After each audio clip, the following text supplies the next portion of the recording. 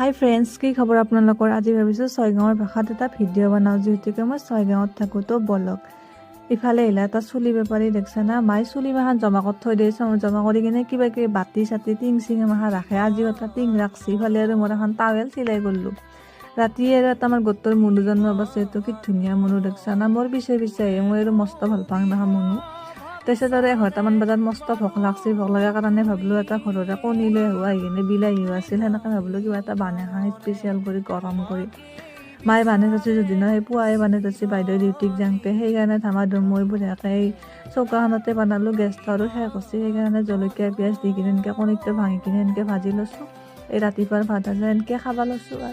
আৰু আপোনালোকে মোৰ ভিডিঅ'সমূহ চাই, বহুতে চাই, কিন্তু চাই কিনে কায়ো লাইকো নকৰে, কমেণ্টো নকৰে, ছাবস্ক্ৰাইবো নকৰে। এনেকৈ হ'লে ভিডিঅ' বনাবৰ মনে নাযায়।